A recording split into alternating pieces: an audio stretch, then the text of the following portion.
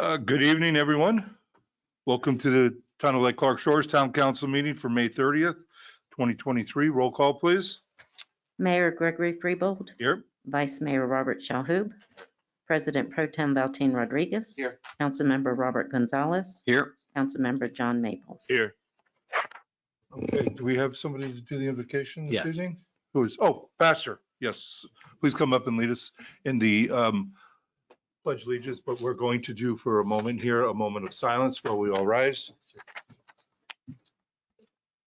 This evening, we would like a moment of silence for Joseph Bassinet, who was 88 years old and passed on 5/13/2023.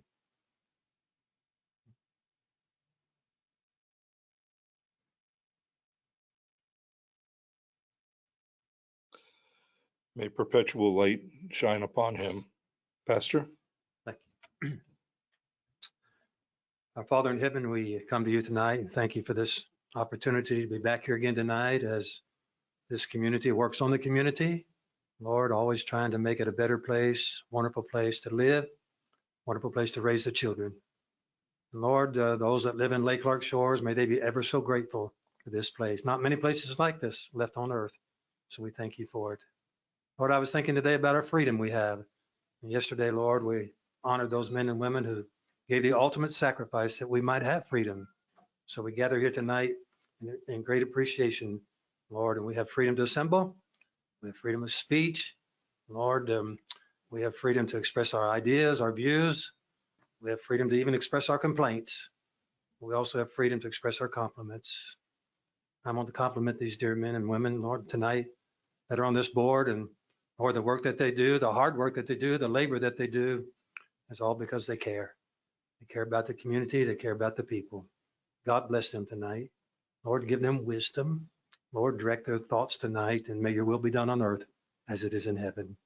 Again, Lord, we thank you for them, and we pray your blessing upon the meeting tonight. Pray you be with that dear person, Lord, that family that lost their loved one. I pray, God, that you would comfort them, meet their every need, and just thank you for people who contribute to this world the way he did. So God bless tonight, everything. May you get honor and glory to your name. And we'll thank you for it in Jesus' name. Amen. Amen. I pledge allegiance to the flag of the United States of America and to the republic for which it stands, one nation, under God, indivisible, with liberty and justice for all. Thank you, Pastor. Thank you. Okay. Take a motion for approval of agenda. So moved. Second, Second. all in favor? Aye. Motion for consent, So moved. Second. all in favor?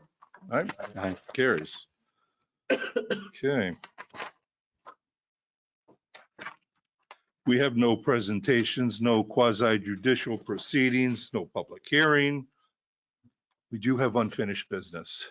So Mary, if you would read the second and final reading of ordinance 2023-02, amending section 125-767 of chapter 125, zoning regarding the parking of specified vehicles in residential districts.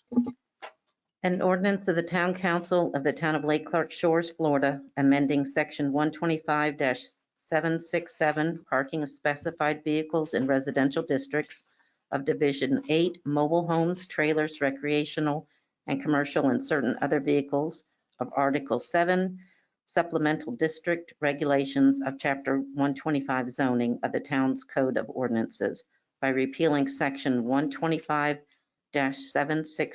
and adopting a new section 125-767 to prohibit the parking of specified vehicles and to regulate the parking of specified vehicles in residential districts, providing for inclusion in the Code of Ordinances, providing for severability, providing for an effective date, and for other purposes.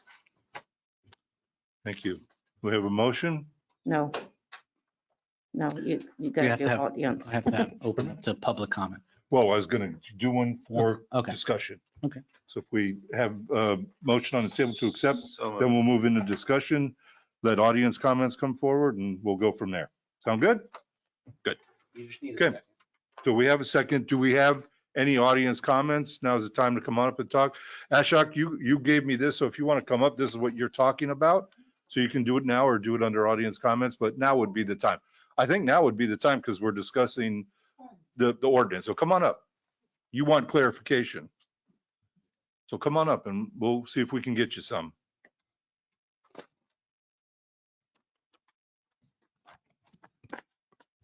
Good evening. My name is. Is that microphone on? It is, it is. It is? Okay, Okay, we'll just find want to out. make sure that they can get you for the record. My name Ashok Kulkarni, address 8131 Westlake Drive. See, I happened to read proposed ordinance about the parking, and I was slightly wanted some clarification. The reason being, our town is so wonderful compared to other areas because our single family lots are bigger.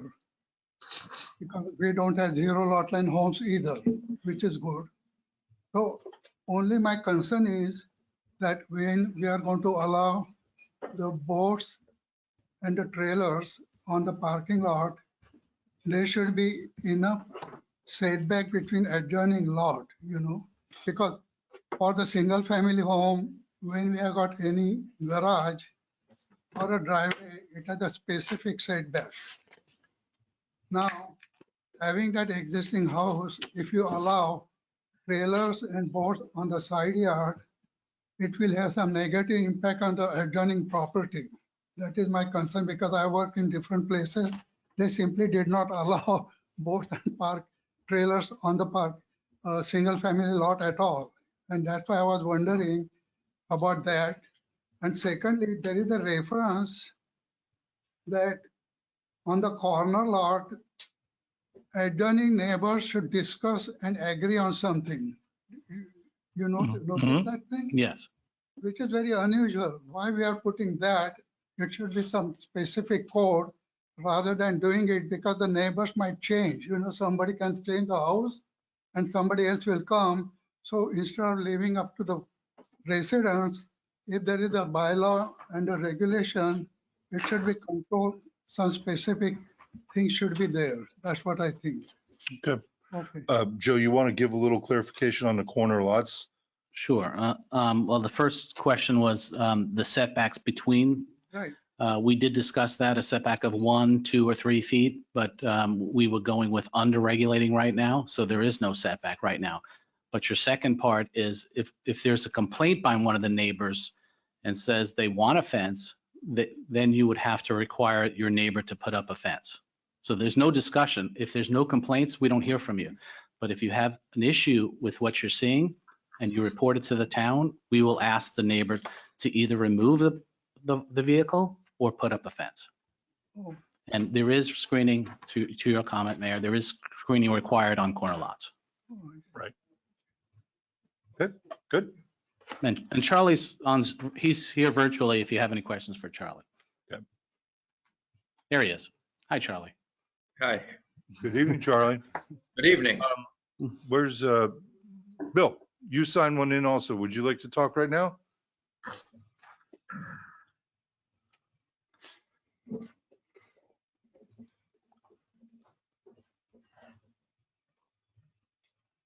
William Murphy, 1841 Evergreen Drive. I'm worried that this ordinance, you're cutting out boats out of this town with this ordinance. But that's another issue. But I'm worried about when the ordinance goes into effect, that people that don't know that the ordinance has passed, that we somehow, without issuing a warning or a violation, that we notify people that in certain amount of time, they're going to have to deal with it. And There's a provision for that. Well, there's a 90 days to come into compliance, but before that, we're going to discuss it with staff on how to alert the resident if we see there might be a potential notice of violation. okay, So there'll be There's gonna notice. some adjustments for sure. And there'll be notice. and you changed from. And the 6 current the ordinance as proposed allows for 2 boats or watercraft vehicles. Yeah, thank you, Charlie, because we didn't understand your first comment that we're allowing boats here, two boats. I had 3. I brought that up. Oh, when we okay. First started talking about this. Okay, And so I have to get rid of a boat. okay. But I understand now. I was worried about how we were going to be notified No. without being cited. We have no objective to be heavy-handed. We're going to let the residents know that there possibly is a violation, and this comes into effect as of this date, which will be 90 days from today if passed, and we'll talk to our residents. Thank you. Sure. Mr. Mayor, if I can ask him a question? Bill, Yes, Bill, hold on. we have some questions for you. Sure. Go ahead, Val, take it away. Well, my first question, Bill, is how long have you lived here in Lake Clark Shores? 85. Long time. Could you tell me what could we do better in the ordinance to maybe make it a little more boat friendly? Why? Make it 3 boats? Or what about this? Do you have a problem with the 72-hour issue with the boat in the front yard and all that? I have no issue with that. It was that there's a house someplace not to be mentioned, that there's 3 jet skis Yeah, on the lawn in the backyard. I get it. So now, do you have to tell that person that they've got to get rid of a jet ski, that it's not on a trailer and it's back behind the Yeah. house line? I mean, the reason I asked you the question is I was thinking about this week. You know, some people have 6 cars parked in front of their house, and we have no limit on the number of cars you have. So I don't know, maybe we're being a little unfair to boats. I'm just thinking it through because like you have 3 boats, but you're a single guy, right? Yeah. We have 6 cars parked in front of our house all the time. That doesn't violate any rule. But, 6 cars is just as much space as 3 boats. And I was just wondering, maybe you're right. Maybe 2 boats is a little low. That's just my comment. I also have a couple of questions. I want to understand a little bit more about the type of boats you have. And I think that the spirit of the ordinance was really meant to prevent bigger boats. But you're bringing up a good point. I know that a couple of other folks have reached out to me. We may hear from one of our other residents here that pointed out that our code also allows for 3 boats on your dock. And so this may be at odds with one section of our ordinance allowing 3 boats, but the trailer ordinance is allowing only 2 boats. So I'd like to understand a little bit better about the type of boats you have and the sizes maybe. I have a John boat, blunt nose. I have a John boat, V hull, and I have a sailboat. So that's what I have. And they're 12 foot, all of them. are Right. 12 foot. And are they all on trailers? No. Okay. So that was my problem, that I have one boat that is not on a trailer and I'm going to have to get rid of that one.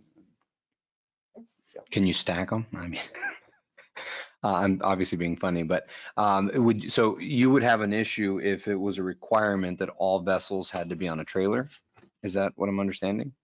No, you're just eliminating, Well, the you're boat- talking about boats. Right, correct, And not trailers. correct. Yeah. Okay, I got 3. So all right, put fair enough. 3 and I'm home free. All right, Mayor, Thank I you. have a He question to answered ask your you. question. Yes. Can I walk away? Hold on, after Bill, you can come up. Yes, sir. I just have a question. Does a boat on a trailer count as 1 or 2? I know, hyper-technical question. If it's not a registered boat with a motor on it, it can count as a kayak or a canoe.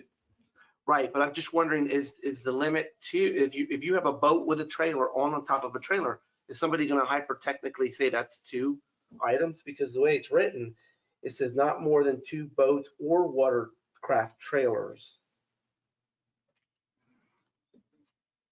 I'm just asking this now so that, It's all under the section of no more than 3 of the following vehicles.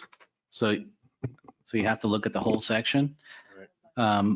So you can have 2 boats and 1 trailer, but so you can have 1 open trailer and 2 boats, or 1 box trailer and 2 boats. so the boat includes the trailer if it's on the trailer. Yes, The we're not intent counting. was that the boat on a trailer would count as one vehicle or one item. Correct. Some people have trailers with no boats on them, and some people have boats with no trailer. But if you have your boat on your trailer, it would count as one item. Correct.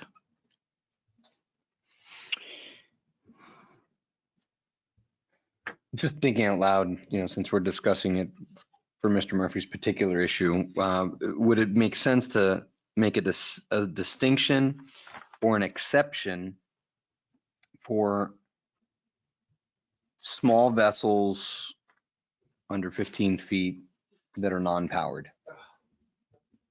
Can I say something, please? Your current code never limited it to 2 boats. It was accumulation of 55-foot boats. You guys started the 2-boat rule. I tried to correct it. Never- You're not getting on the record, please, because, Hold on, he has the floor right now, Clem. We're going to come to you. We're going to come to you, sir. We're going to come to you next. Calm down. Bill has the floor right now. Let's address him first, then we'll come to you.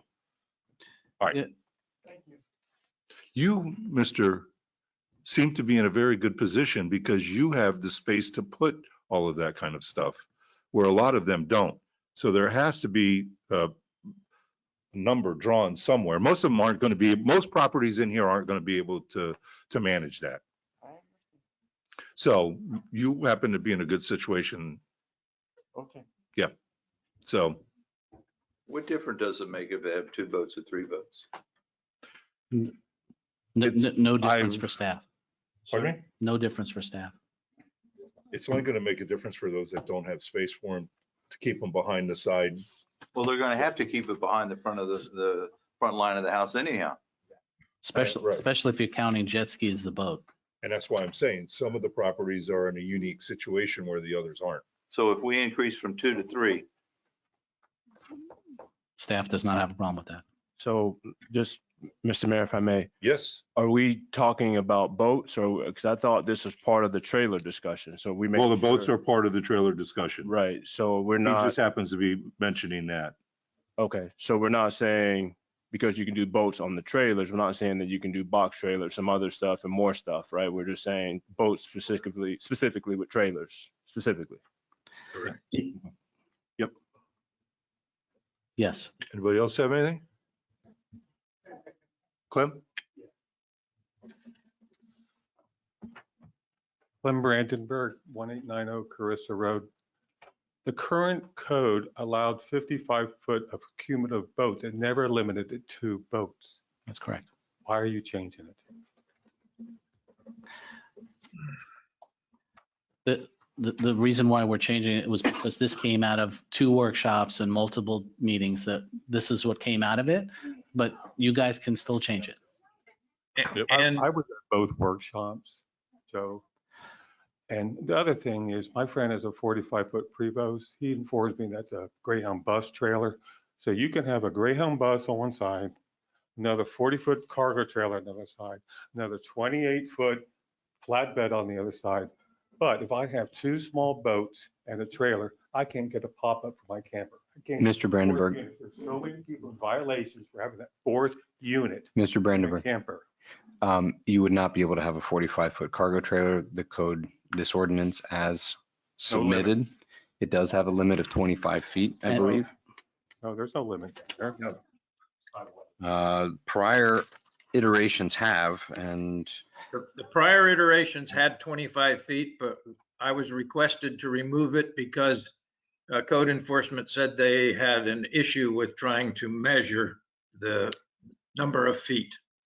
That's correct. and that was going to bring me to my second point with measuring the trailers and measuring the boats. And unfortunately, the feedback that we've gotten, part of this is obviously to gain compliance from residents, and it's very difficult to gain compliance if you can't go in and actually make sure that people are following the rules. So by measuring something, I know that it was in years past, was very difficult to do to gain access to somebody's property.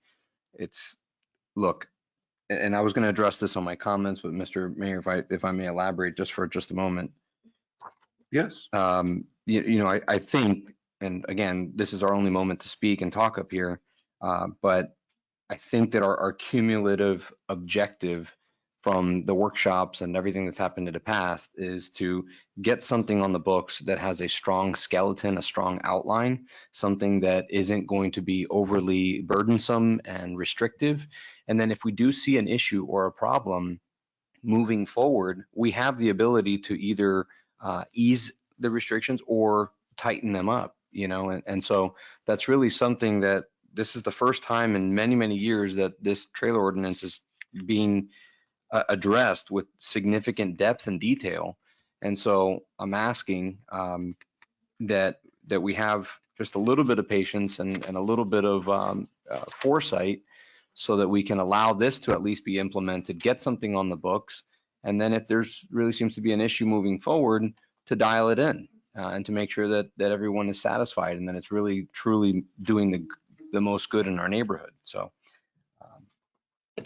those are my comments. Okay. Anybody else? Hold on. I think you were next. We'll get Luis next, and then we'll get you. We'll get everybody. I promise. Joe Lopez, 7130 Venetian. I'd sent my comment to Bobby, but to reiterate, our code allows for up to 3 watercraft or vessels at a dock, and then only saying we can only have 2 watercraft trailers. To me, places kind of an undue burden on someone that maybe has the space at their dock when their code allows it, but then they just have the empty trailer sitting in their backyard, which for most people, you probably wouldn't be able to see above a fence anyways. But whether the boat's on it or not, it's saying that, okay, you can have up to 3 over here, but then you can't have the means to pull them in and out of the water for maintenance or what have you, or for a hurricane at the same time. So without storing then that trailer at another location outside of town. And it's not, to me, it's not hard to believe that someone could have a saltwater boat, maybe a bass boat for in the lake, and then a jet ski. And you're already past those 3 at that point. You could be describing me. Yeah.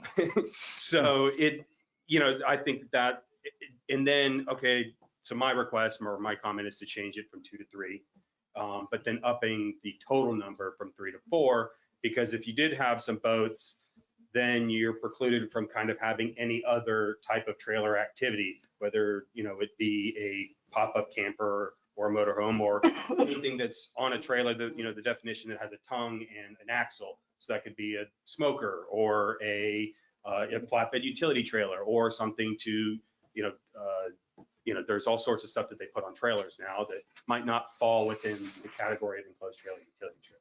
So it was just upping that. Everything else I was fine with. It was just upping the boats to 3 and the total to 4. Good. Thank you. Luis?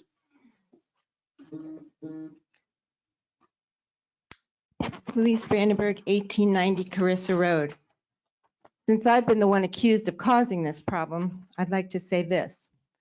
The reason this even became an issue was because the Lake Clark Shores Police and Code Enforcement drove by a residential home in this town for over 4 months where 3 commercial vehicles, they weren't even commercial at the time, 3 cargo trailers with big logos sat in the front yard in front of the property line, visible from the front line, and they failed to enforce the code.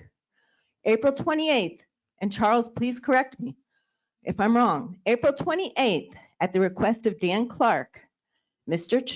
Scheck issued an opinion after reviewing the Florida law and the Code of Ordinance. In that opinion, he said you cannot have 3 trailers on a property. This issue should have ended there. But then it took another meeting on June 9th with Mayor Shahoob, Charles, and Dan Clark. At that meeting, we were told on Monday, June 13th, Dana would be told to issue a violation to a business, because by now they had a business license, to a business, not to 5 other residents, but to a business. All right.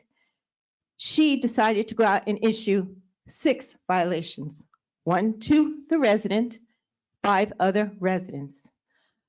That was on June 14th. That night, 3 of those residents came in here to complain.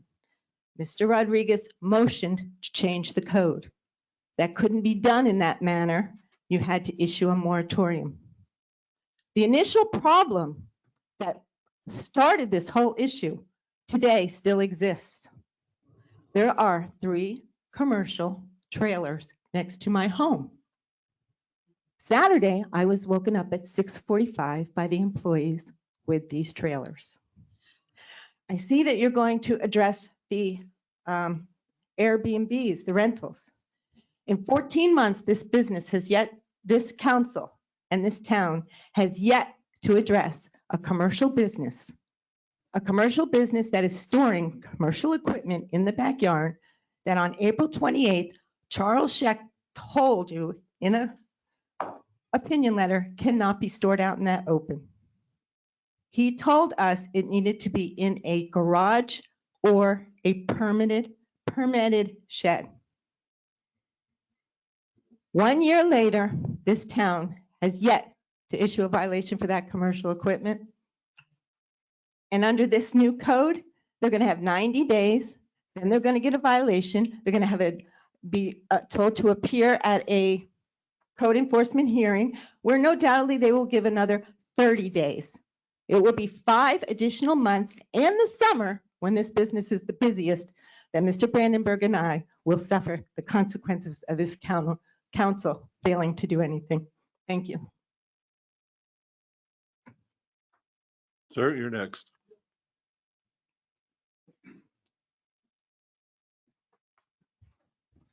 Hi, Joseph Shearer, 8060 Westlake Drive. I'd like to say I can see both sides of the perspective with what's going on as far as the trailers, the boats. I live on the lake myself. I'm a boater. I have trailers. I have boats. But what I would say is I think there's a difference when you're coming in through the neighborhood and you see a 35-foot boat on the side of the road with a chain link fence. And then that boat's overtowering the property next to it. I think there's certain guidelines, as Mr. Rodriguez said, Mr. Gonzalez said, regarding kind of building the skeleton of this new variance or this new code enforcement law, and building it to work with the community in the sense that we're a lake community. We don't have ocean access. If we have a John boat in our backyard that you can't see and it's not visible, we should be able to keep 3 of them there. Boats under 30 feet shouldn't be an issue in this neighborhood. It's the ones that are 30 plus feet on the side of a yard with a chain link fence in the front, and you're looking at it and it's intruding and it's overtowering the house. I think that's something we need to look at as a community, along with, let's say, large campers that are towering and essentially would be no different than building a structure next to someone's house with a foot variance.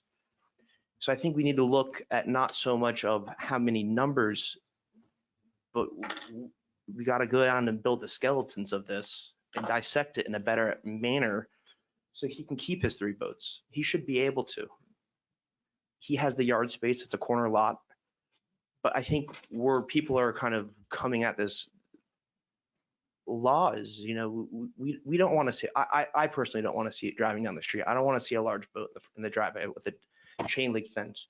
Maybe we incorporate a law saying we need a 10-foot fence to protect that, and you have to have it swiveling or opening. So it gives it more protection. The neighbor has to be in compliance with it. But I think we need to work it and think that we're a lake community. We're not an ocean community or a lake community. And we're going to have toys and we're going to have jet skis. And getting into the nitty gritty of jet skis and John boats, I think that's not the issue. I think we're looking at larger boats, larger trailers, larger commercial vehicles, and things that are inconvenience, like for the lady that was woken up in the morning from a beeping sound probably. I think we just really need to dissect it as a community and keep in mind that we are a lakefront community with 60 plus miles of canals. And we're going to have our toys, but maybe the larger toys need to go elsewhere. Okay, very good. Thank you. Anybody else? Anybody else have any comments? No? Anybody online?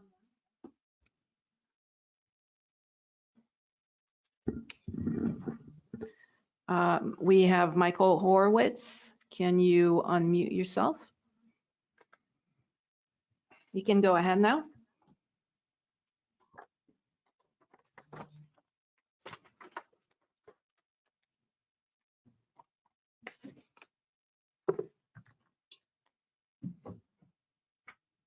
Michael, are you there?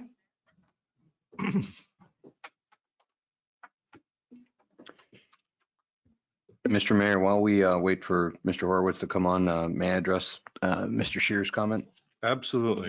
I think something that may be starting to grow roots here, something that's coming to my mind. We are a lake community, and I would probably venture to say that. Go ahead, Mr. Horowitz.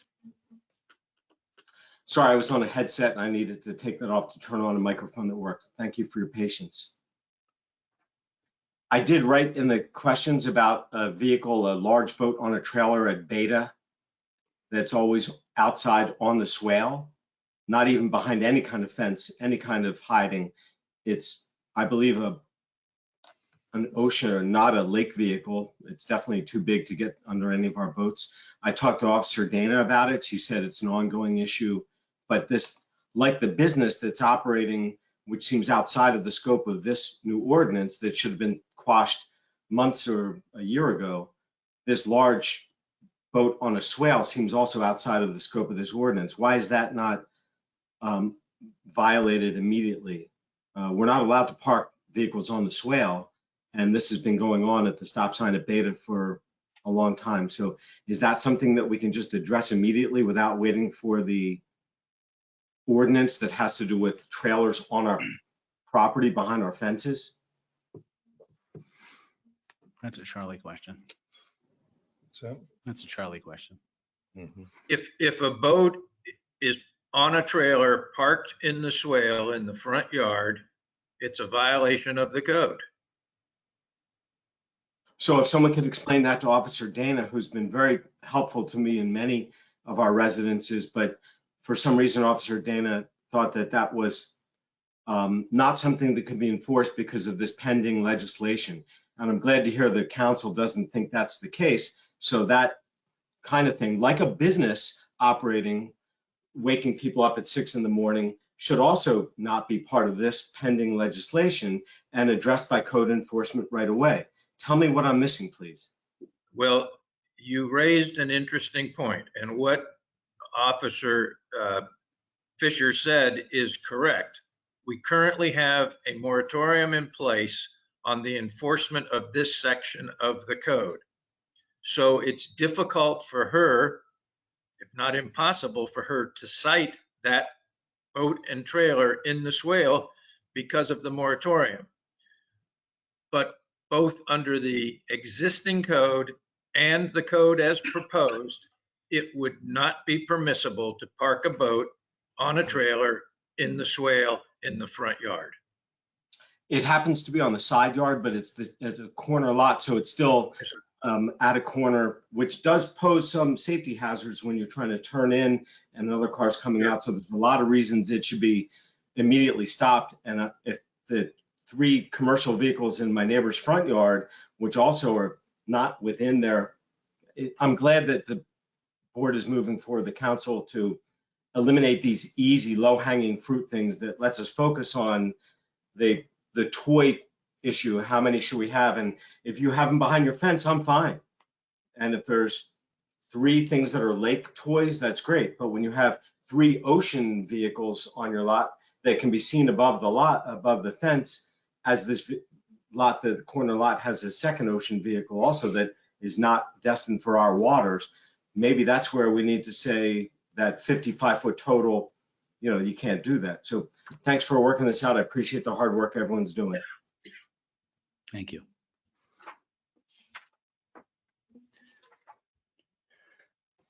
I'm going to go ahead and piggyback off of Mr. Horowitz. Mr. Horowitz, thank you very much for bringing that up. And, one of the things that I've always promised before I got up here and while I'm on this town council is transparency. And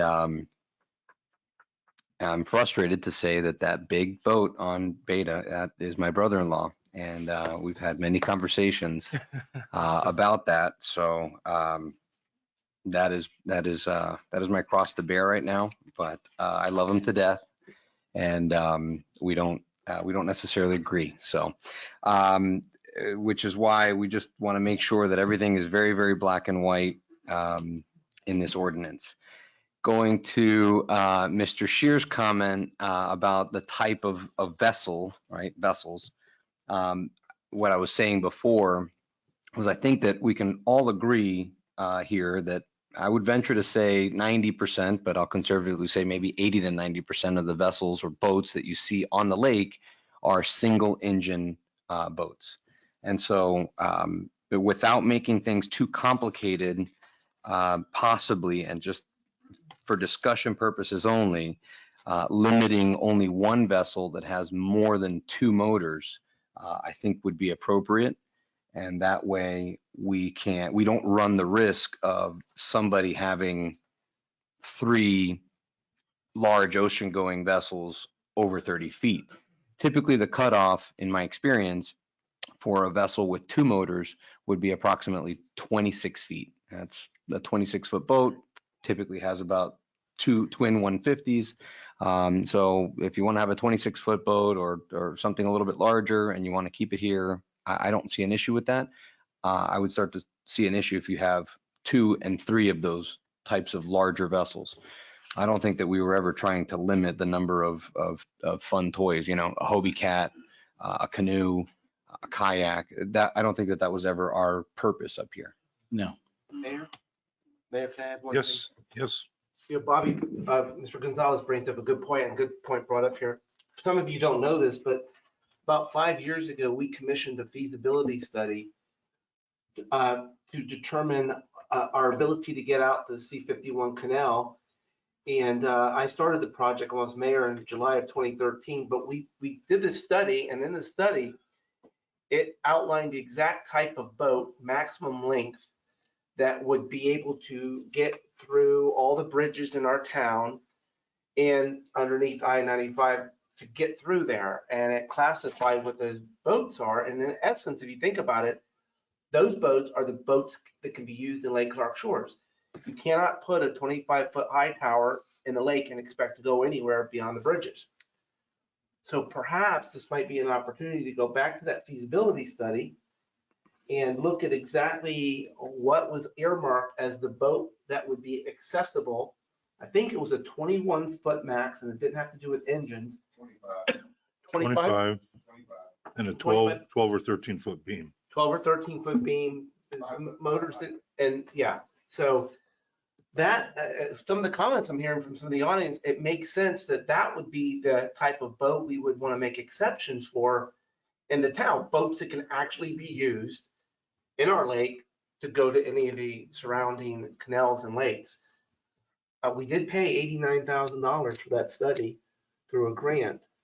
And I think we should probably look at that study again, because it would make sense for us to maybe make an exception for boats that fit within the feasibility study and allow us to have up to 3. Where would they go? You're back to making measuring. reference to the Treasure Coast Regional Planning Council that was done in 1990 in 2018. 2018. Yeah. That had to do with that, and the grant came from the MPO, Right. Metropolitan Planning Organization. And we then we started a nonprofit called Blue Wave Trails that our town was a part of to help this project get through. We've had a lot of stumbling blocks because of COVID. COVID basically stopped the project for 3 years because all the money that was earmarked for that pretty much went to COVID-related projects. But now we should maybe go back to that feasibility study and incorporate those boat sizes as exceptions, because that study, somebody determined exactly what the appropriate size maximum boat to get from Town Hall to the Intracoastal would be, going underneath all the bridges. If I may, Mr. Mayor. Yes, sir. I thought the emphasis on that study had to do with the clearance, and it was approximately 5.5 feet from the water to the average clearance of the bridges, or what do you call it? There you go. That had to do with it. Now, if I may segue into why are we getting into the weeds with regard to how many engines is on a boat and how big a boat that the guy has? I think I don't think I want to tell somebody, well, you can't have a boat that doesn't fit in our lake. He can have the boat that fits anywhere he wants, as long as it meets the code and it's behind his house. God bless him. That's my personal point of view. There's neighbors in my street that have a big boat that, you know, and doesn't bother anybody. He chose to put it behind a fence and it doesn't bother anybody. No one has a complaint about it. So I'm not comfortable with limiting the size of the boats. I'm also not comfortable, after hearing the issues raised online and by you, Mr. Lopez, which I think you bring a very good point to our attention. And, you know, that's why we just need to talk about this. Why are we limiting it to just 2 boats if there was not a limit before? Now, should we go to 2 to 3, from 3 to 4? I'm more, I don't care how many boats, personally, I don't care how many boats you have, as long as you comply with the code and it's behind the house. If you're able to put 4, put 4. You know, if you don't want to utilize your backyard for anything else other than a storage unit and you comply with the code, I think that's your prerogative. You know, somebody said to me while we were doing all this, Bob, we don't live in an HOA. But we do live in a community of rules and regulations. And those rules and regulations need to be applied evenly to everyone. And you know, I'm for, in particular, amending or adjusting the no more than 2 boats or watercraft trailers to increase that, whether it's 3 or whether it's 4. I'd like to hear everyone else's comment. But respectfully, I don't want to get into the size of an engine or the length of the boat. Respectfully, thank you. Is there any other audience comments? Oh, he has his hand up. He'll come up, then you can come back up again, Louise.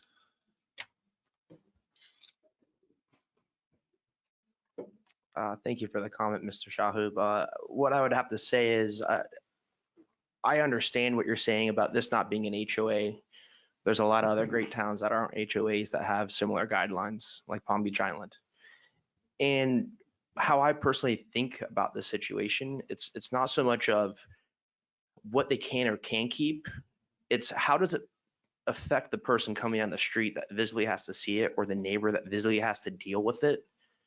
Because if I had a backyard and I had a guy that's, let's say we allow them 3 boats with maximum engines, no boat size, and they want to use that backyard as their storage unit.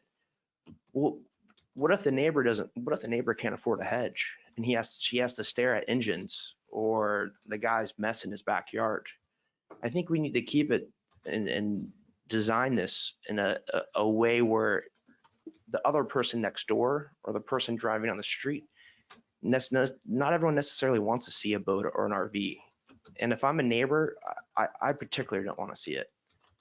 I think if you utilize the law and set up maybe guidelines of height restrictions or fence guidelines or hedges that have to be implemented where it's not invasive for the person next door, then yeah, by all means, if I can't see it, out of mind, out of sight, I'm happy with that. But I think it comes back to the person driving down the street.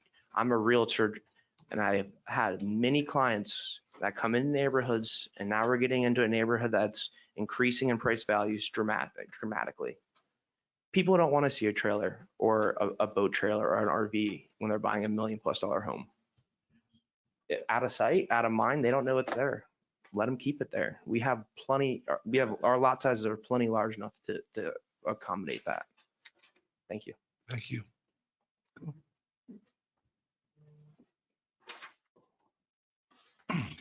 Louise Brandenburg, 1890 Carissa Road.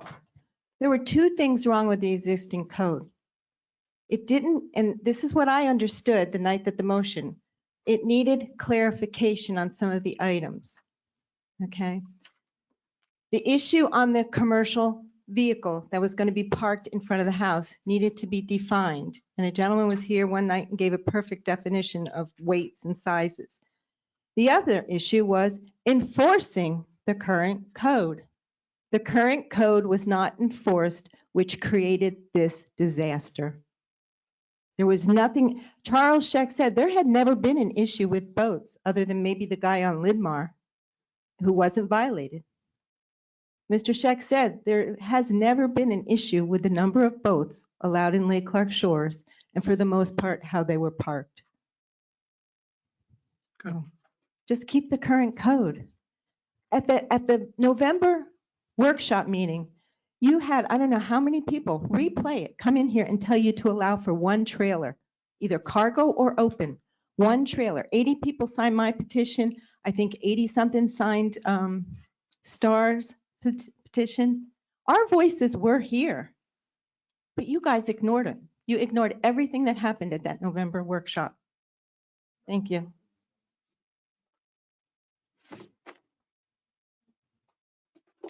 Clem Brandenburg, 1890 Carissa Road. When you mentioned how you want the neighbor to turn someone else in, I took Dana's call, and I got, in April, from Dan Clark, I got cited for my dog pooping along Forest Hill Boulevard. The dog had died 4 months earlier. I got a picture of the dog. I got cited for open storage back behind my fence. I got a picture of that. I got cited for a Rubbermaid shed, a second shed. We're the only person in this town that's got hit for 2 sheds. It's not a shed, it's a Rubbermaid. I got hit for a fence that was been there since 1964 that Dana said was in disrepair. The code dropped it. Dana then took off after me, and the chief of police has filed criminal charges after us. So whenever you report next door neighbors, this is what you're going to get in return from the town police if they don't like you. Okay, are there any other council comments? Mr. Mayor, if I may. Yes. I've heard a lot of comments about the size of the fence and visibly being able to see boats and different things like that. Would a 6-foot fence be out of line from the current 4? Or is that, I mean, I know 10 was mentioned. I think that's high. But is 6 foot out of line? I don't personally think it's out of line. However, I don't know. Charlie, what do you think about that one from 4 to 6? Or was it initial, if they were going to use a hedge, it had to go in at 3 feet? Yeah, it's right now it's at 4 and it's got to be a maximum of 6, minimum of 4. 4 maximum. And the hedges is a minimum of 3 at elevation. So moving that to 6, would that be a burden on the residents, a significant burden on residents? Well, right now, the ordinance before you does not require the screening of boats and boat trailers. It only requires them to be behind the front line of the house. Right. And that was based on comments from the council at their last meeting. No, and I'm referring to if a resident came and decided that a boat parked on the side of the house needed a fence or needed a hedge or needs to be moved. At that point, we require them to put in a 4-foot fence or 6-foot fence or hedge or whatever the case may be at that point. Right now, the code would allow 4 to 6 foot fence, but you could change that to require a 6 foot. That would not be out of the question. So I know a resident or two have commented about that and asked if that was an option so they didn't have to visually, be able to see the boats if they didn't want to see them. I thought I'd ask for discussion.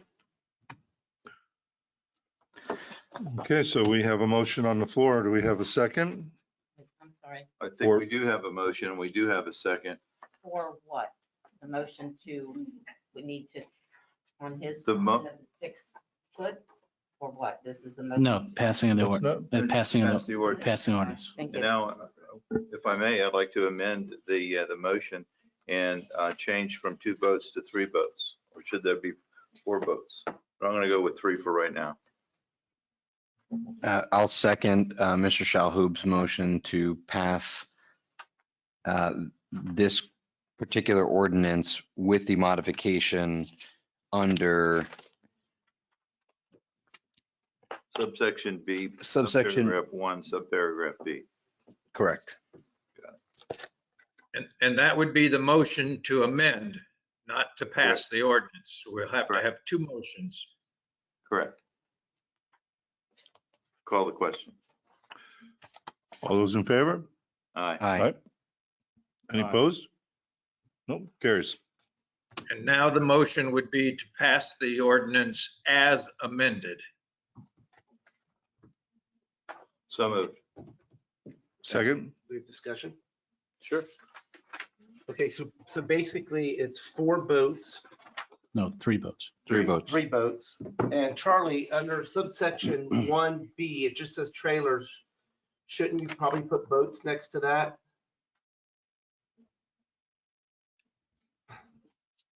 You talking about on page 2? Yeah, page 2. Should be trailers/boats, just so it's clarified in the subcat. That would be fine. That is not a problem. I just had to look at it to verify what you were asking. No problem. It just says trailers, but it's really trailers and boats. And then, my only concern is that what some of the residents here said, you could have 3 boats of any size. I mean, as big as the ones, I guess someone's been reported that you said you saw parked over there. You could have 3 boats of any size. And my only concern was if we're trying to make this a boating community, I think there has to be some sort of rational relationship of the size of the boat and its use in the community. So this ordinance allows you to have 3 mega yachts in your backyard, none of which could ever be used in our lake. Well, they'd have to fit in within the scope of the property behind the Right. side of the house, and Why don't Oh, we, yeah, no, they'd have to let's fit. see if there's a problem. And I don't see the issue of kayaks and canoes being a problem at all. Those are so small that they can be hidden from view and never be an issue. Say that again, Charlie. We didn't understand it, Charlie. We I didn't hear the said, beginning. I don't see the issue of kayaks and canoes being a serious problem. They are of such a size that they can be hidden from view and never be an issue. Or John boats or jet skis, I agree. Or dinghies. Mhm. Mr. Mayor, if I may. You know, if my bucket list was anything, Mr. Shahoob, I probably agree with you and say unlimited number of boats. However, there is some sort of like balance that we should be striking. And I think that we hit the nail on the head with 3 vessels. I think that's really a very good dynamic. We got to keep in mind that we have a lot of homes that you can see along the lake, and anything more than that, I think that you're really going to have an issue along the waterways by seeing these boats everywhere. Dinghies, kayaks, Hobie cats, John boats. I don't know if that's a brand name or not, but little skiffs, little small stuff like that. That's what makes this lake fun. Little 13-foot Boston whaler, grew up on one of those here in the lake, had a lot of fun. Then I gained too much weight and I couldn't pull me up on the wakeboard, but that's a story for another day. I am very happy that we're not looking into the size of the vessels, because again, that's going to make things very difficult. The only reason why I even, again, for discussion purposes only, brought up the motors was that's just an easy way to, that's a bright line rule, Yeah. Well, Bobby, the reason I brought size up was responding to your remarks with size, and that's how I brought the feasibility study up, which, by the way, was it was 3.5 tons of dry weight, 25 feet in length, 5.5 feet above the water line, and that was in 2015. We're getting old, Bob. Well, I know, Mr. Rodriguez, you're not advocating for restricting people to 25 feet. No, what I am saying though is if you just for the record, if you want to allow 3 boats and or trailers, and that's another question, Charlie, the way the ordinance is written, does that mean it's a combination of boats and trailers? Just so we're clear. If the boat is not on a trailer, and if the trailer does not have a boat on it, they both count as a vehicle. If you have a trailer with a boat on it, that's one vehicle. Okay. So a trailer with a boat, should that be clarified? Charlie, we're just wondering if that should be clarified on here, just so our code enforcement officer isn't scratching her head.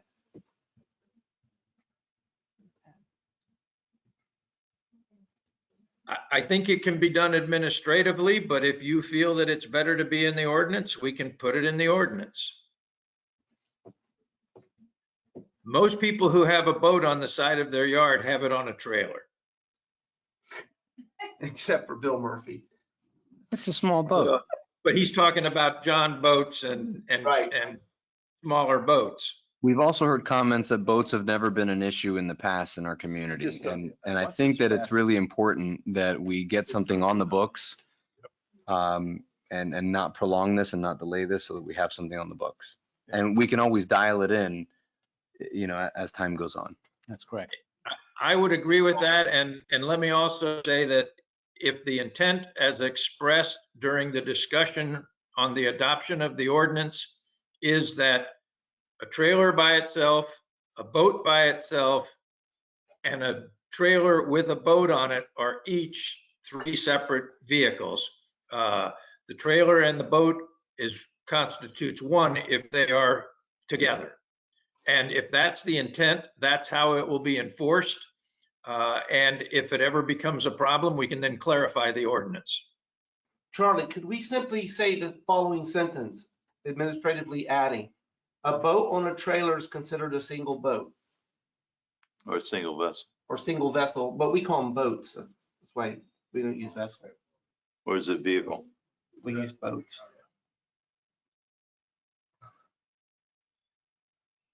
I'm just looking at the language.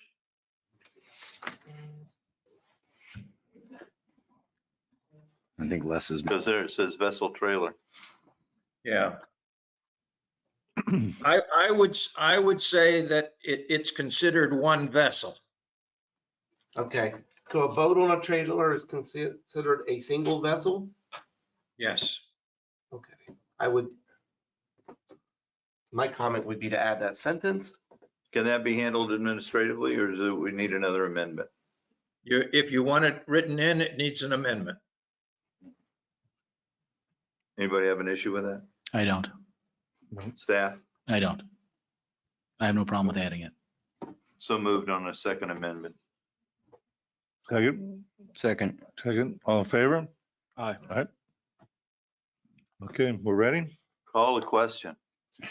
All those in favor? Aye. Aye. Any opposed? Carries. George, I'm sorry, did you want to come up and say something? Come on up. Did we vote too quickly? George Shear, 1600 Barbados Road. I'm not an active boater, but I'm listening to all this conversation, all the different sides, and obviously you can't please everybody. There's going to be people that are going to be unhappy. But why couldn't the ordinance incorporate 3 boats and put a maximum amount of linear footage that those 3 vessels could occupy? Because possibly that might eliminate the 3 mega boats being in somebody's yard. Because it was a problem for the measuring We can't where they go on were your being property. stored. Code enforcement couldn't technically get in Right. here and measure. Okay, well, I'm boats. just looking at something that, Right. because I think a good point is that if somebody has 3 contenders and you drive by and you see them, they're 30 feet plus, right? So Sure. that's 90 linear feet, unless they have it covered well. But I don't know, I was just suggesting something. Thank you. Sure. I'm pretty convinced that most people are going to comply and they'll make the right decisions. Contender does make a 21 in their defense. Hey, listen, there's a guy on What's the the next item on the C51 with a CV with twin 150s. That thing is beautiful. 24 feet, can go anywhere. A little levity. I mean, Have you seen it? no, I haven't, but I know you want I it want on to the see side of it. your house. I would love one. All right, moving on. A little We'll give levity. you levity. To Going to move on to new business. Approval of contract with Simmons and White for a traffic calming study contingent upon approval of the contract by the town attorney and to waive the bidding requirement because such requirements are not advantageous to the town. So where are we at there with that, Charlie? Is Charlie still up there? He is. After much discussion, as go ahead, Charlie Joe. gets on there, because we all been talking about traffic calming devices. Do we have enough? Do we need more? Enforcement, is it too much enforcement on the police side? Are we giving out too many, too little tickets? it's probably a good idea to get a traffic study to mitigate the effects of speeding throughout the community. This looks through the whole community, and we have a scope of work. We'll identify what's out there right now. We'll review our policies. We'll look at data to see if we really do have a speeding problem and where is the speeding problems. And then we'll get a roadmap on what we can improve in the future. So what we need to modify, what we need to add. So staff is recommending this proposal. So moved. And the fact that it requires approval of the attorney gives us the safeguard once we have the final language. Yes, that's in the motion. We want yes. Charlie to, we didn't have time, Charlie. Thanks for including that. Charlie will review the final copy. Second, Second. all in favor? All right. Okay, very good. All right, Mr. Lovello, Vacation rentals. vacation rental discussion. This is probably one of the first things I heard when I started coming to your meetings in September. Bobby, he came up to me and said, well, I know there's an exemption or a prevention or actually it's outlawed. The state statutes and the state legislature said in 2014, you cannot prohibit vacation rentals in any community. So what can you do? So Bobby asked me that question. Do you remember that, Bobby, a long time ago? Yes, I did. Okay. And what you can do is regulate on safety and mitigate the effects of what it's doing in a residential neighborhood. So we looked at whether other cities are doing it. We have a sample ordinance for you guys to discuss and a sample application, but we're just talking today about the process. If you guys want to go forward with something like this, we would have to put it on for first reading probably in July or August, and then have a second reading the next month and implement this on October 1st. So if you guys want to go forward on the process or something similar of this, we have to start talking about it. And if not, then we don't need to do it. We currently did a little search on the internet. We currently have about 9 vacation rentals if you wanted to rent somewhere in the town on a week basis in July. And then we went out into February because I thought February you'd actually have more, but you actually have less. You have 7 in February, but that could mean that just people haven't posted in February yet. So you could have more in the winter months. You probably should. In Juno Beach, we had more in the winter months than we did in the summer months. But this is something that the state's legislature talks about on every season, every session, if they want to regulate this more. So this could be outlawed anytime in the future. And the last one that was discussed was reducing the fees to $50 at a maximum. I wouldn't recommend this policy at $50 as a maximum application fee because it includes inspections, a lot of paperwork. We're recommending about $400 to $450 per application. So there's a lot of issues with this, but the first step is to get a consensus on, do we want to go forward, put this on the July meeting and start discussing this on first reading? Council comments? Do it. Sure. Mr. Maples, you got something there? Yeah, I think it's important that we do that, especially a lot of residents have brought this up. It's important that we move forward.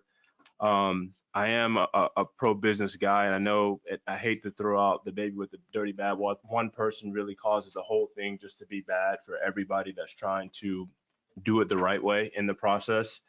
So my concern is maybe, do we need, I don't want to add more time to something that needs to be done right away. Maybe a workshop on some of the fees or some of the costs, hearing from some of the people that are doing it right, what seems fair to them. Because I'm reading through this is a lot of hoops. It's almost.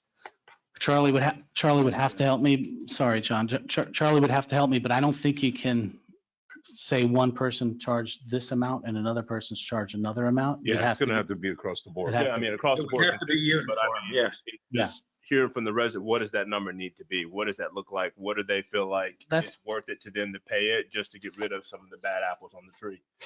That makes sense. No, that makes a lot of sense. That's part of the discussion. I mean, parts of it is we're hearing complaints that you can't get anybody. If there's a noise complaint or there's too many people having a party at a house, you call the homeowner, you can't get them.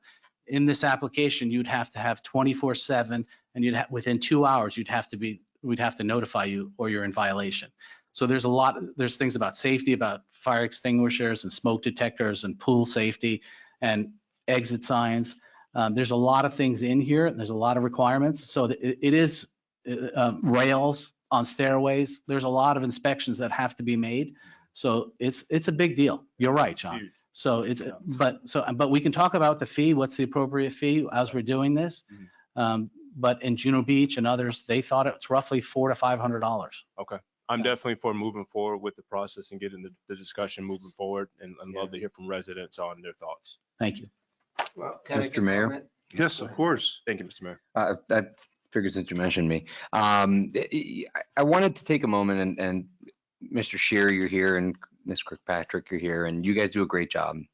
And I'm sorry that that there are a few bad actors in the neighborhood. And unfortunately, in order to figure out what type of problem you have, we really need to understand. And part of the registration process is so that we can begin to determine, because I saw you shaking your head saying there's a heck of a lot more than 9 Airbnbs or VRBOs operating in town. And what she's saying is, so That for could everybody possibly online- true. We just did a very informal search.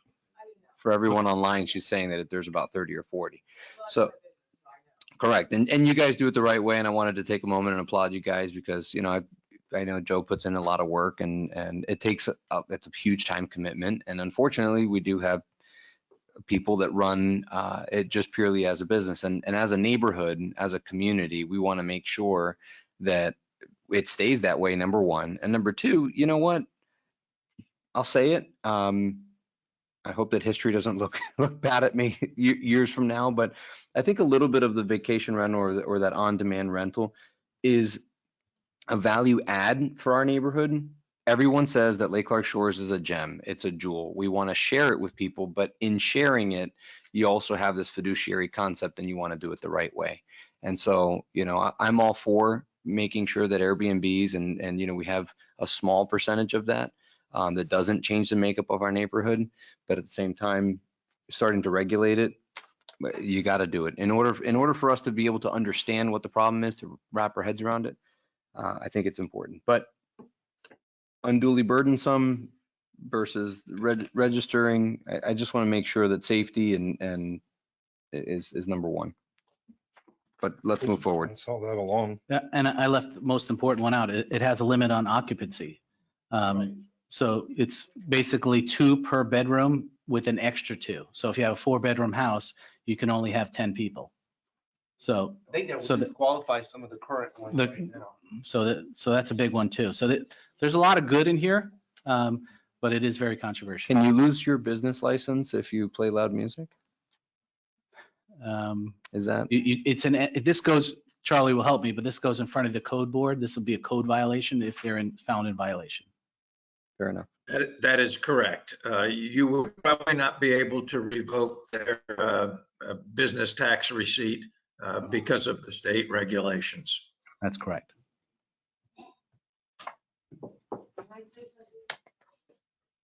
So who was the motion? Kelly, did you want to talk?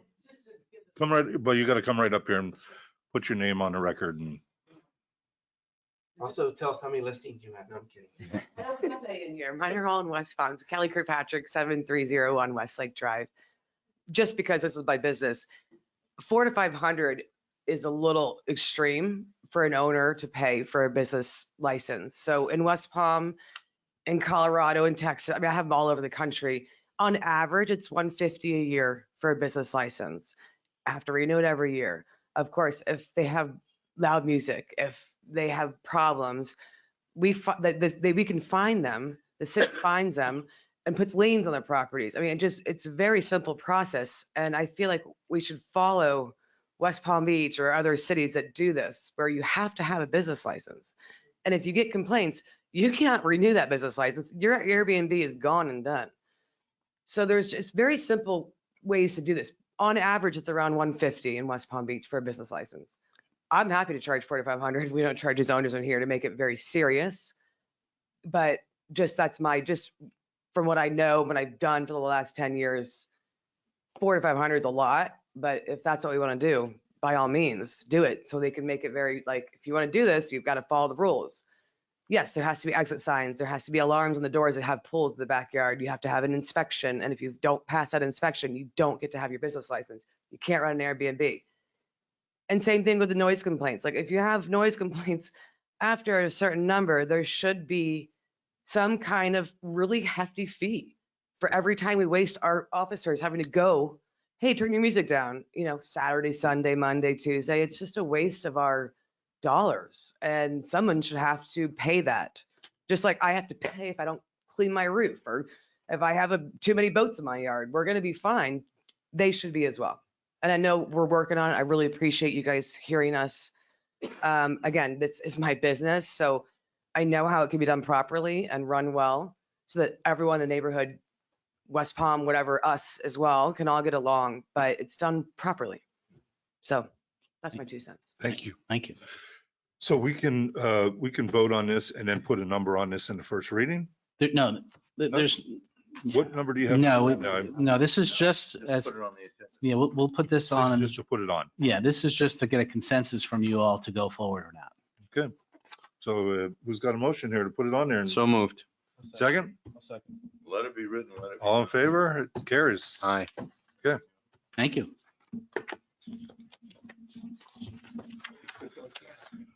All right, let's see, where are we here? I think it's We're audience. gonna- Do we have any audience comments?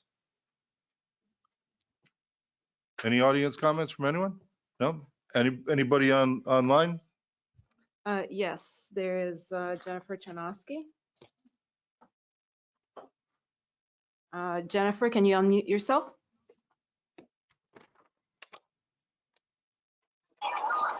Hello, Hello? can you hear me? I can hear you.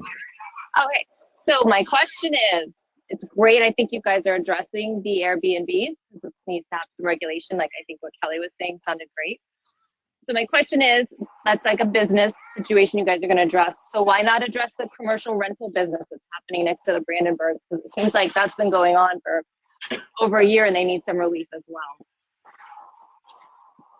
So we want to put a motion together to do that, to reassess like the enforcement of, commercial rental equipment for a home-based business. Well, I thought that there was talks going underway with that between Veros and you, and you had met with the Brandenburgs. I have, and if there's a violation, we will issue notice. It is under review. I know Brandenburgs are not happy about the length of time, but from the legal side of things, which these guys up here can tell you, it takes time because there's a lot of different moving parts, but it is in consideration. It is, and it's moving forward. It's moving forward. I can talk, right? Okay, so it is moving forward. I heard you. I heard what you said. You've been bringing me up to speed. I've seen the emails. We've had meetings regarding it. It will move forward, and I think you'll be happy with some of the resolution that goes through. I've told you before, Louise, I wouldn't like a business like that next to my house either. I can understand your frustration. Hurricane season begins June 1st. I'm aware of that. I've got hundreds of folding tables and chairs next to my house. I have blowers, tarps, pallets. There were 50 bounce houses. I think he has moved some, maybe 30. They're visible from my house. They're visible from my kitchen window.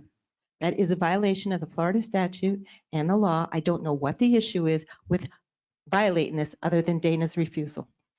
Eric is welcome to come to my house tomorrow and issue a violation. So let me ask a question.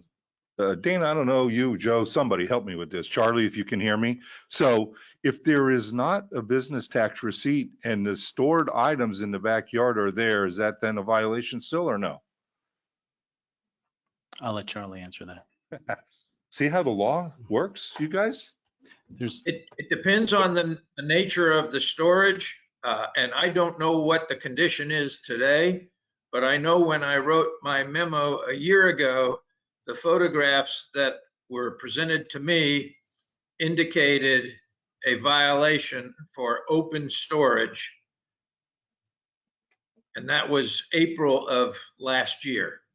So in order to answer your question, if it's the same as it was in April of last year, yes, it appears to be a violation. If it is different, then I would need to see what currently exists to be able to answer that question.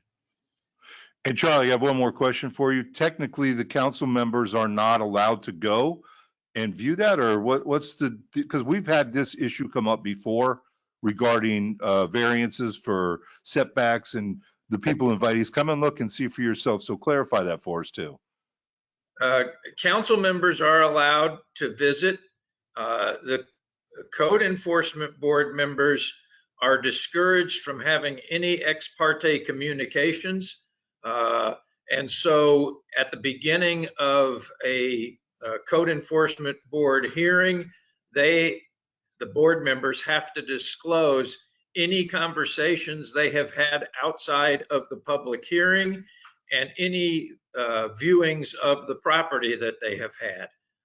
And that gives the opposing side the opportunity to cross-examine them if they so choose.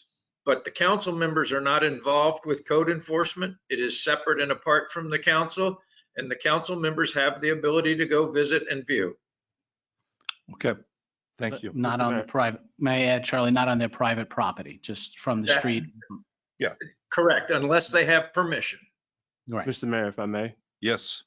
is this issue separate? Is this a separate issue that Charlie's referring to that should be enforced by the code versus the moratorium that we've been talking Well, about? part of the code that was just implemented is going to address that, and the other side of it is the business tax receipt.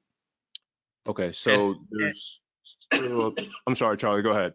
In order to answer your question, if in fact there is open storage, which is a violation of the code, it is not part of the moratorium. The moratorium only deals with the parking of vehicles on residential property. Okay, so if there is indeed open storage and there should be a code violation for that open storage. We agree with Charlie's interpretation, yes. Yes. Okay, so should we have someone go look at that to make sure we're not in violation, that the town's not at risk for that? We had a meeting on it this morning. We're constantly working on this issue. And understand the code enforcement officer does not have the ability to go on private property to view a violation. They have to view it from the public right of way unless they are given permission to go on private property. By either the neighbor or the person. Correct. Right. You have to get permission. Mr. Mayor, I have a question Yes, for yes. Mr. Scheck. Mr. Scheck, good evening. Good evening. I'm going to preface my question. We've been the brunt of a lot of finger pointing, I think. And I just want to be very clear on the record. What, if anything, can we as a council do to rectify and or improve the situation? And by situation is the complaints that the Brandenburgs have had for such a long time. First, you have done the most important thing, and that is address the parking of vehicles. In the past, our code said you could have one cargo trailer or one trailer. And my understanding is that the owner of the business was or had 3 vehicles on the property. So you've addressed that. The issue of violations of open storage, there really is nothing you can do because you can't direct the code enforcement officer. You can bring to the code enforcement officer's attention the possibility of a violation. They then must make the determination as to whether it's a violation that should be cited, and the code board makes the final determination as to whether it is or is not a violation. And Charlie, I have 2 more questions. Has, in your opinion, in your legal opinion, has our council dropped the ball with this situation at all? I do not believe the council has dropped the ball. The council has been addressing this issue for the last year. It's unfortunate that it took a year, but the council has been actively reviewing and addressing the issue for the last year. And we saw the results of that action in tonight's motion to approve the amendment to the ordinance. And last question, Mr. Scheck, and thank you very much for indulging me. Is there anything additional during this entire span of time that this council could have done above and beyond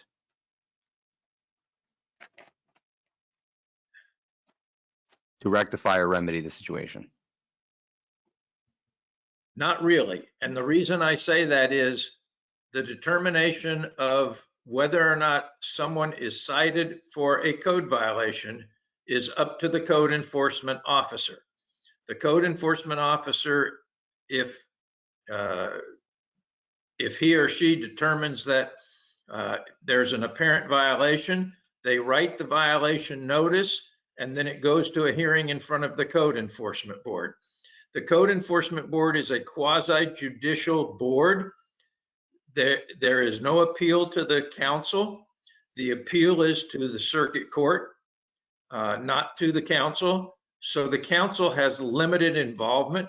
Your involvement is to advise the staff to actively enforce the code, not dealing with specifics of the enforcement, but to say, we want to see the code enforced equally and regularly. Beyond that, your only other action would be the creation of ordinances, laws of the town which address the issue. And you have done that this evening. I have a question quickly from Mr. Scheck. Val Rodriguez, thank you for your help. I just wanted to ask a question about, you said it was not, you could not go on someone's property without their permission, the code enforcement officer, is that correct? Correct. Now, if they wanted to look into the yard from another residence, is there a limitation on what they can do as far as looking at someone's yard? If an adjoining or adjacent neighbor gives them permission to come on the adjacent neighbor's property and they can see it from the adjacent neighbor's property, that is permissible, but they have to have permission from either the adjacent property owner or from the property owner in question. And when you say whether they can see it, do you mean that with the naked eye, or are they allowed to step up on ladders? I'm just trying to figure this whole practicality out.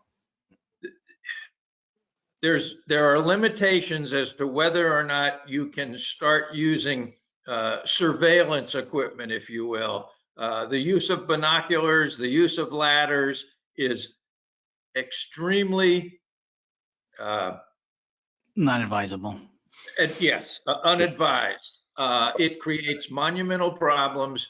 It should be able to be seen from just simply walking on the property and looking at the adjacent property. It's not recommended that we use ladders or binoculars. Or drones. Yes, or drones. That creates a lot of legal issues, which would probably get the case thrown out in court on an appeal. Well, that's what I wanted to make sure. I mean, so that expectation of privacy is something the town has to also respect. Absolutely. It's how you gather evidence, correct? Thank you, Charlie. Okay, we're good. Everybody's good? We don't have any status reports, but Mr. Lobello wants to speak regarding a new application for the pavilion rental. Thank you. First, our next meeting, we had 2 in May, so we do not have one in June. So our next meeting is July 11th. And the second thing I wanted to talk was exactly the application. I talked to George already, and we changed our pavilion rental application to emphasize the rental and the noise and the amplified music, which is not allowed, and you'll be subject to losing your deposit and or closing the event. So we've changed the application. We're still getting comments. Thank you, Bob, for some comments. Appreciate that. We've been having this item at staff every week discussing this, but we think this is the first step because it really emphasizes now that you cannot have amplified music and they have to initial right by it right on the application. So I thought George thought it was a good first step, correct, George? Well, also didn't it say in there that they may waive the right to their deposit? Yeah. And Yeah, to they- possibly not or ever be able to use the pavilion again? All that's correct. All of that. Yes. All right. That'll help. Come on up, George. Yeah, I know this is a thing for you. I got your video. It's, George Shear, 1600 Barbados Road. As I mentioned to you in the text message I sent you, and I sent Councilman Rodriguez the video, and I sent it to you. And I also made a thumb drive and dropped it off to Mr. LaBello this morning. And I felt I need to do that just to show you, because I know you guys aren't here all the time. And I figured seeing that in, on the video and hearing it.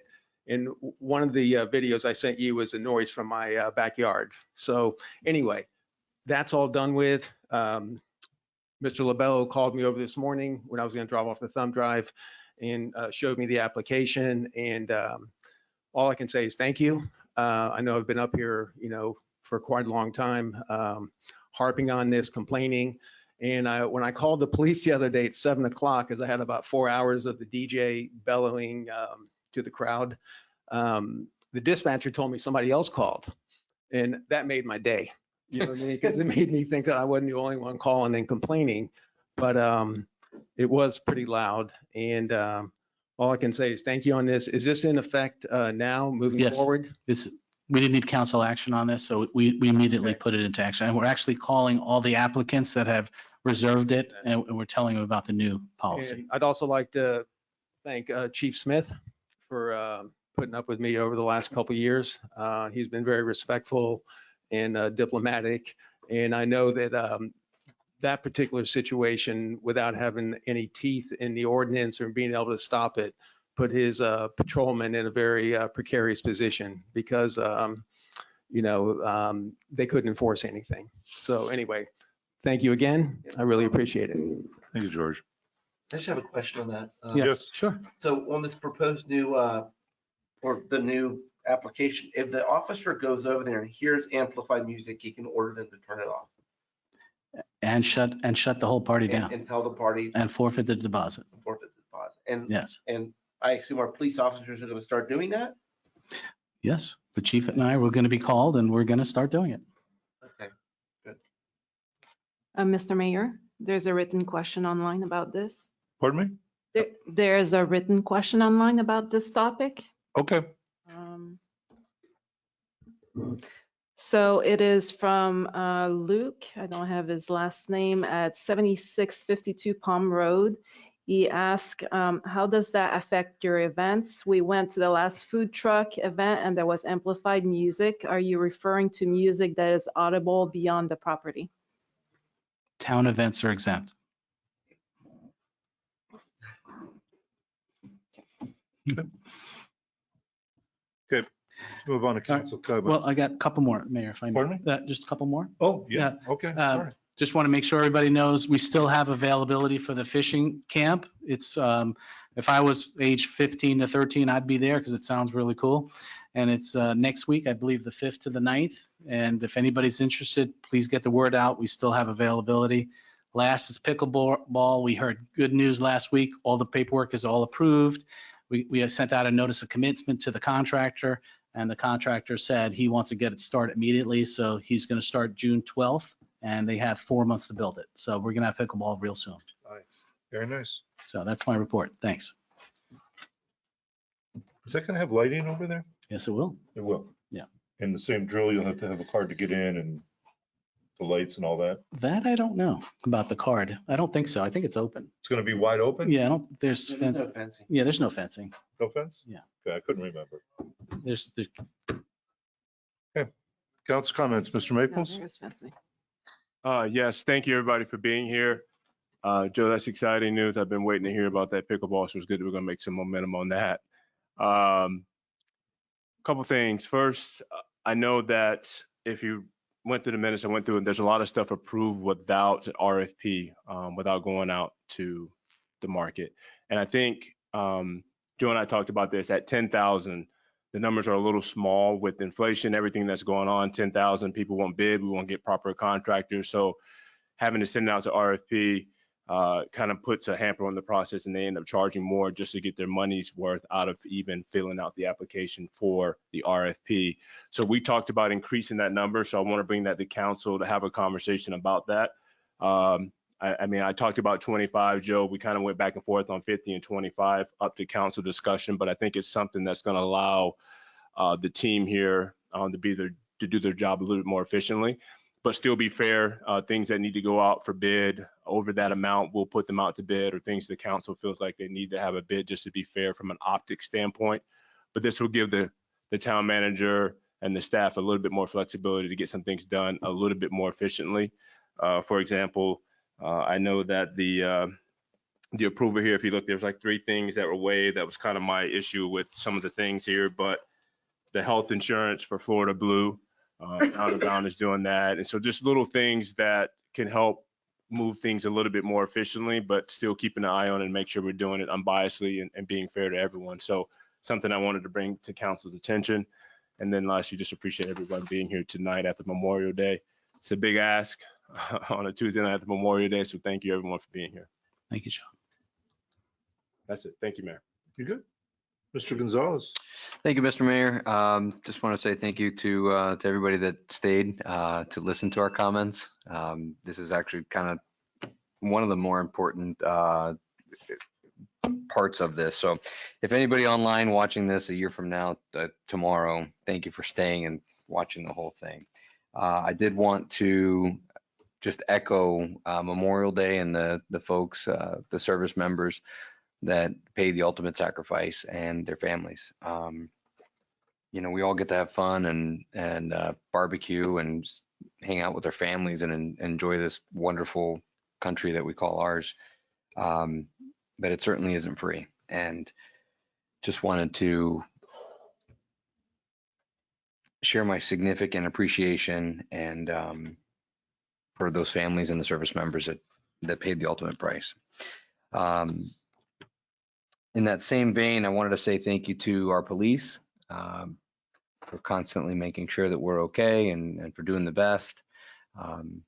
Thank you for always looking for new technologies to keep us safe. I know that those license plate readers are a big help, and get a lot fewer people that are wanted or have arrest warrants. They're definitely not using our roads as much because they know that exists. So thank you very much. And just thank you to all of our residents.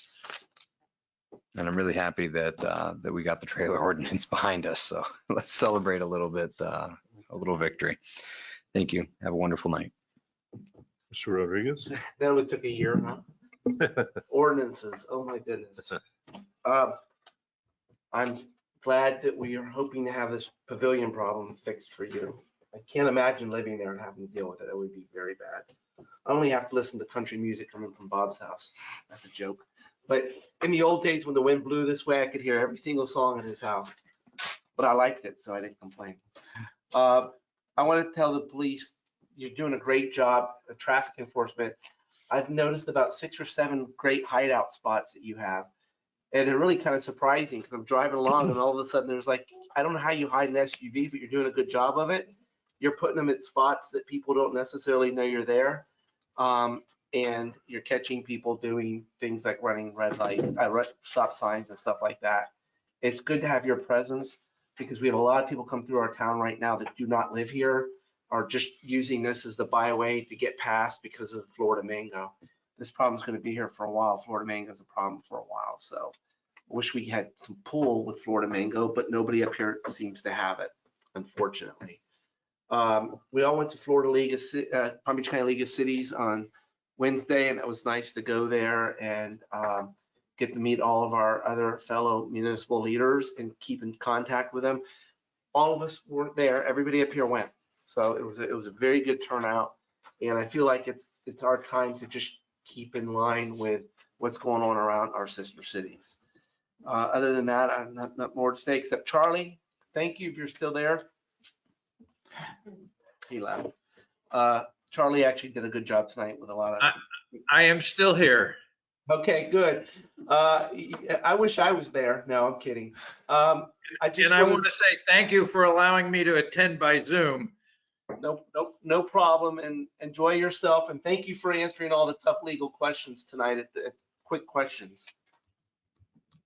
You're welcome. That's all I have. Thanks. Okay, Mr. Shahu? A couple things. Thank you for everybody that's here. I really appreciate it.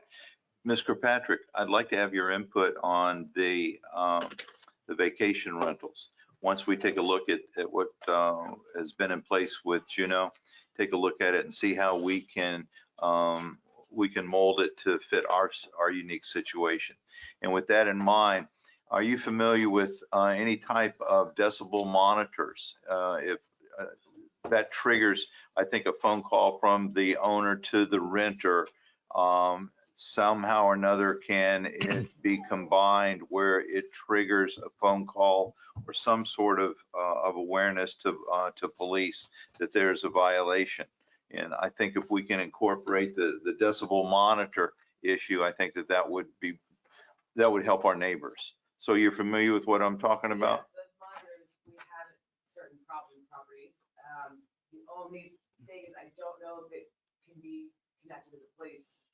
It's connected to my management company, so we'll get the heads up and then we call the actual guests. But maybe there's a way to. I'm just thinking about accountability. I'm thinking about making sure that they do what they're supposed to do. And that is not be in violation of any of our ordinances. So if that decibel monitor goes off, we can be reactive to the situation. That's what I'm thinking about. I think there's a way we could work through that. In addition, you also, pardon me. In addition, you also brought up if there's complaints going back to the home, repeat complaints. I remember in the good old days, and help me out, Chief and Dana, in the good old days when we had the alarms for the homes, when we had false burglar alarms. And if you go there more than twice or three times, it was a fine. It was $50 or $100. So I'm thinking, is there some way we can, if somehow we can incorporate that mindset to the repeat complaints? You indicated that if there's more than one complaint, you're going to lose your business, the opportunity to be a short-term rental. Well, several complaints, but even that ordinance, that's still in place for like the firefighters and whatnot. So if you have tripped alarms more than 3 times a year, you do get fined still. And I believe it's still in the contract, but also I know West Palm Beach, you will get fined. So it's the same concept. Yeah, after 3 turns, like let's start putting out fines and something to deter this kind of situation where you have these homes that are run by homeowners who care less. Thank you. I'm happy to help in any ways. And yeah, I kind of thought you might be. Yeah. I thought you might be. The next thing is, Charlie, you there? I'm here. Y'all might remember this. There was a policy put in place that I cannot go and talk to an employee and direct the employee to do something. I had to go through the town manager. So when we get these letters from the residents saying we want this enforced or that enforced, I cannot pick up the phone and say to the chief, I need you to tell your people to enforce this code or this particular alleged violation. Do you recall that, Charlie? I do.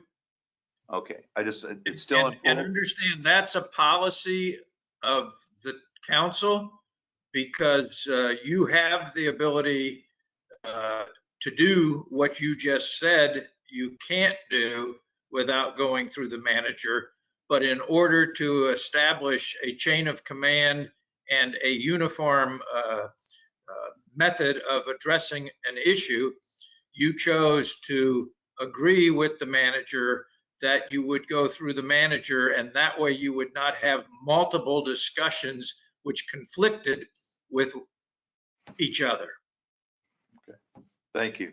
And for the record, I have a copy of Charles Scheck's letter to Dan Clark dated April 28, 2022, with regard to the home occupation and code enforcement that was referenced by Ms.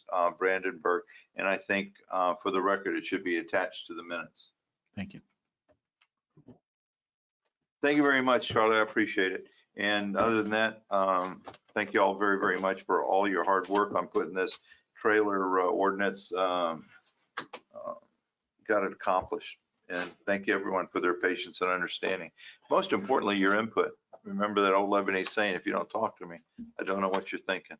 So hopefully it's a good product. I'd like to see what the end result's going to be 6 months from now, how many violations we have with regard to 3 months. I want to see. 3 months. No, 6. I want to see what's going to happen. If there's, We want them in that'd be compliance. interesting if there are no violations 6 Yes. months from now. It'd be nice. Okay. Thanks. It's all yours, Mr. Mayor. Okay. Thank you, everybody, for coming. It's good when everybody talks. And there's going to be a lot of different opinions. And I believe that you're not going to make everybody happy all the time. It's almost impossible. However, we do listen up here, and you have to give us that. The wheels of government move very slowly. That's something I had to learn when I first came on. There was a lot of things I wanted to do also that weren't allowed. I wasn't allowed. I couldn't. I shouldn't, whatever. But I learned to figure out the way on what I can and should do. So keep coming, keep talking to us, because I agree with Bob. If you don't talk to us, we don't know what you're thinking. And we do get out there and talk to residents throughout the month of these meetings. Maybe not everybody. It's a lot of work to do that and to catch everybody. But I agree. I think most people are going to comply, because at the end of the day here in Lake Clark Shores, people want to keep this place nice. It is a gem, and we are a boating community. I mean, no one can argue with that. I've said that all along. So happy Father's Day to all the fathers out there, staff, residents, everyone. Thank you. You guys are right up there with the moms. Without the dads, we don't have anything, right, dads? Sure, Greg. Well, I gave the moms a kudos, so the dads need some too. Dads are pretty good guys. That's all I want to say. So I'm gonna leave you with this again tonight. Because this kind of, as I read through our packets and I see things, I look for these little quotes that are, I feel, relevant to where we're at in the state of affairs in Lake Clark Shores. And the measure of who we are is what we do with what we have. Motion to adjourn. Let it be written, let it be done. Good. Thank you. I've never used one of those. You don't need to.